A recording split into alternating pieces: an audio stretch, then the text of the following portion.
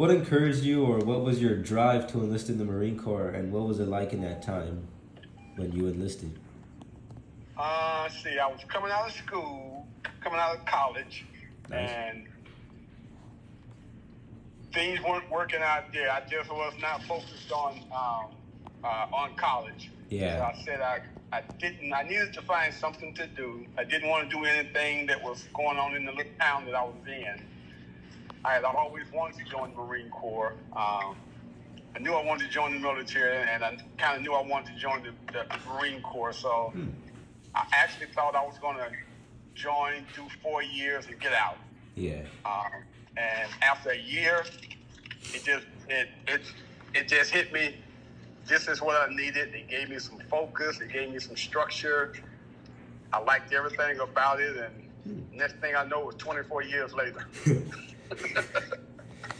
What year did you join?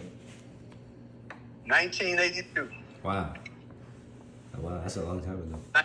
1982 of this month. It was June. Oh, wow. 1982. That's cool. So you said you got out of college. How old were you when you enlisted? When I joined the Marine Corps, I was 24. Wow, that's cool. So I kind of bummed around after college for a minute, went to kind of helped out, took on some little odd jobs, like, okay, this is not for me. Let me go ahead. I need to do something. So that was Marine Corps. I see. And you told me before that you jumped out of planes and were a paratrooper, right? Oh, yeah. I was at a barracks duty and from 82 to 85, and a unit came through because all we used to do was that we used to guard the nuclear submarines. Oh, that's cool. And so our special forces unit came through, and I saw them training. I'm like, okay, that's what I want to do right there. And they had to go out on an operation, and they had what we call a quota. They had a opening to go to jump school, and so we all just did our physical fitness test for the position, and I won, and I got a chance to go to jump school. That's cool. So I went to jump school in Fort Benning, Georgia, and that's the little basic jumps where you just jump out. You don't do anything else, and the chute opens by itself. Oh. And then I got a chance to go what we call free fall school about 2 years later, and that's where the fun really is. That's like the video I sent you. Yeah. That I got a chance to jump from 12,000, 17,000, and I think the highest jump I've had is probably about 43,000. And then the free fall, you open the parachute, right? Yeah, you jump out. They call a halo and a hey ho. Oh. Which the hey ho is our high altitude, high opening. Is where we jump and we open up early and kind of glide into another country. Or a halo is our high altitude, low opening, where you jump from about 20 to 30,000 feet and you fall till about 5,000 feet. Wow. And then you open it. And then were you ever deployed to overseas or anywhere? Deployed about 14 to 15 times. Now, deployments are different too, but they can be from 3 months to 6 months to a year. And I've been deployed anywhere from 3 months to up to 5 years. Oh, wow. Where were you deployed to? I've been deployed to Panama, Nicaragua, Somalia, Iraq, Okinawa, stopped in on India, the Philippines, Laos, Vietnam, Cambodia, South Korea. Wow. Just to name a few. Oh, wow. How long were you in these areas, like Cambodia, Iraq? Cambodia, we would just go to gather information, so it would be anywhere from a week to a month. Iraq, we were over there in and out getting information before a lot of the war stuff starts. Yeah. Special forces go in to get information, gather information on where they have their strong points set, where they have more men at, what are their capabilities, So we go in usually before a war even starts up, get information, and then get back out. Wow. So a lot of times we're behind the enemy lines, gathering information, getting intelligence, and we send that back, and that's what they make their decisions on when to invade a country, how to invade a country, where the weak points are for that country. Oh, that's cool. And do you recall anything that happened during your time in Iraq, like you just stated about going behind enemy We would lines? be behind enemy lines, gathering information, sneaking in and out of little towns, getting information, sneaking in and around where they do their training. Yeah. To take pictures. That was where I really got to really know photography. Was it ever hard, like sneaking in and everything? Yeah, sometimes, depending on how we went in, sometimes we would parachute in, but sometimes we had to swim in. Sometimes we would get dropped off by ships. Sometimes we would get dropped off by submarines. Probably, I think the longest swim we probably had in was probably 4.5 mile swim in. Wow. And then we would have to maybe swim back out to catch a submarine, or swim out to a ship, or get picked up. I'm gonna send you some pictures of some other ways we would get picked up. All right. Sometime inside of some jungles like Panama, Wow. they would drop a rope down in, and it's called spider rigging, and we would just have a hook on a harness, and we would just hook onto that rope, and it would rise up out of the jungle and then take off. And so you're just dangling below the helicopter, flying for miles. You were in the military before 9/11 as well, right? And Yeah. did you receive any news of the attack and the plans the government had to go to Iraq? When that happened, I was actually teaching at one of the special operations schools then. Oh.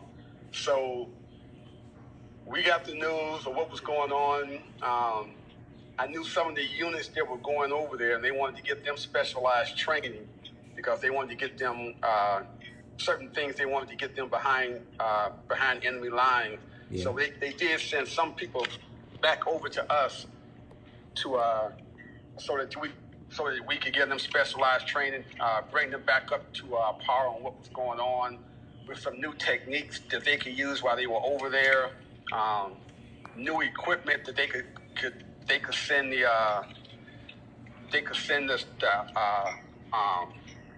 new equipment had come out by then, and they wanted us to make sure that they could use that different information at that time. Different weapons were being used, so they would come to the school, train up on the weapons, and they were actually using drones even back then. They just want to use them as much as they are now. Yeah.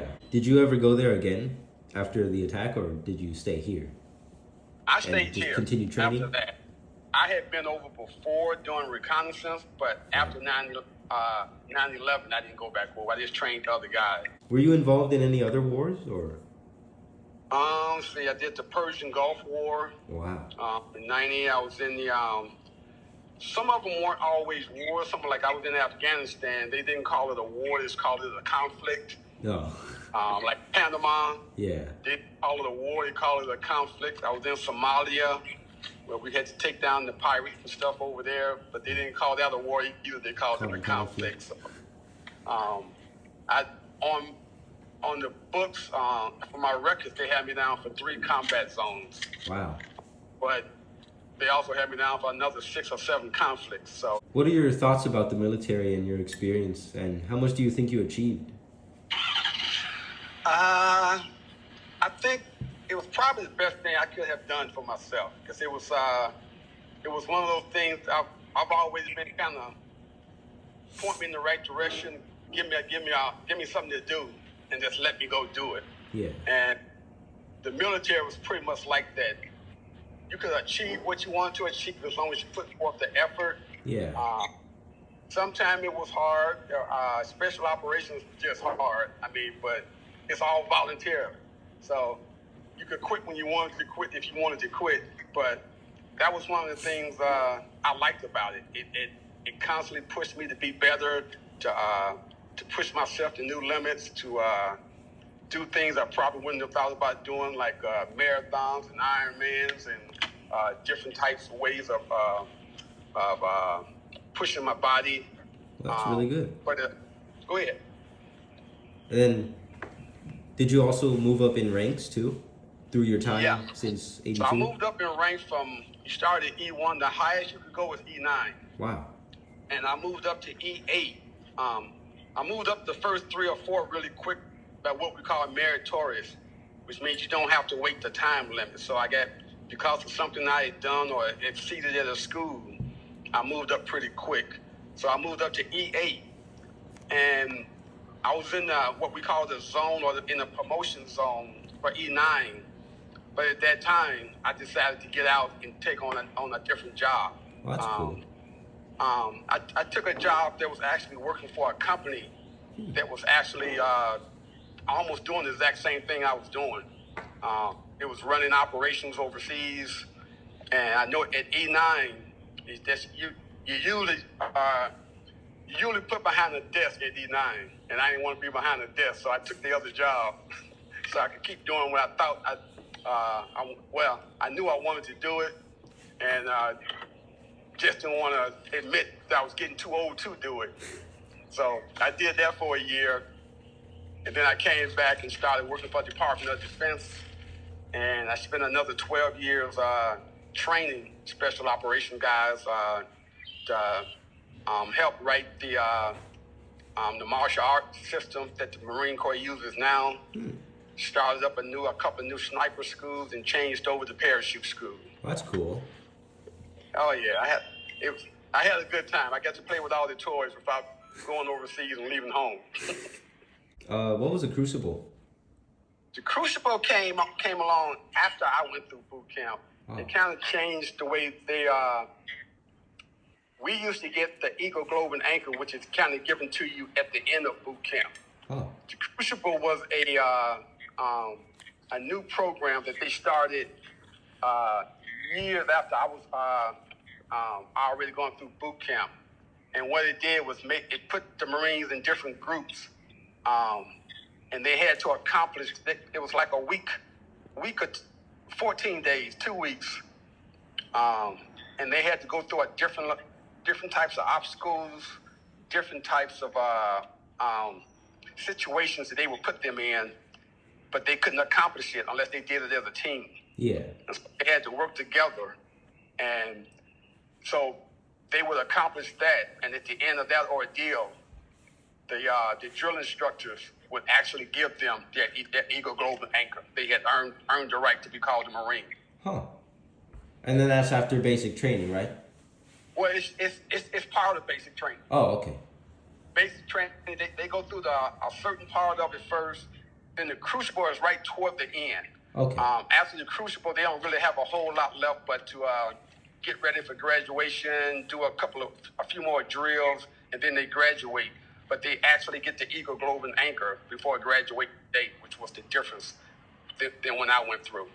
Probably one of the highlights, I got a chance out. I got my team got selected. I didn't want to do it, but my team got selected to be the private security for General Schwarzkopf. Wow. That's and cool. so I had that job for like close to about 9 months.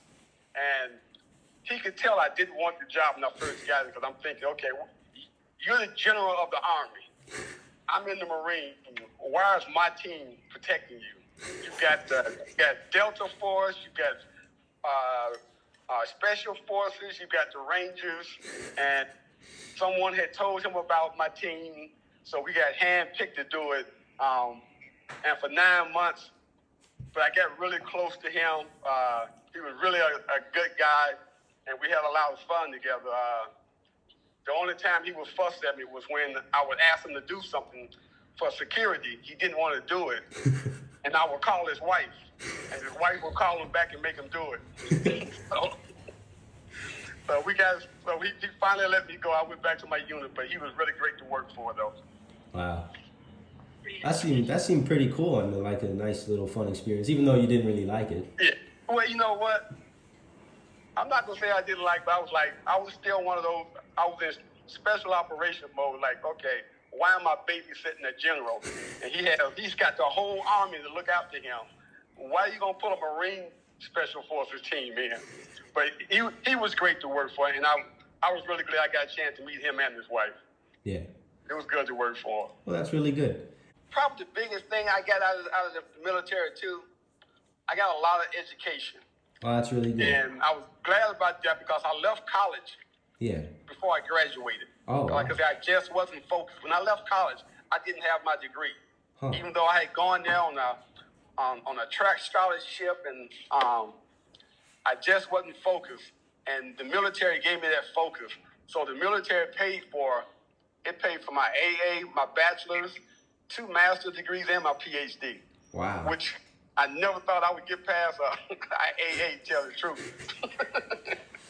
But the focus helped and the structure helped me. So that's probably the biggest thing I can really give credit to was the military gave me all of that.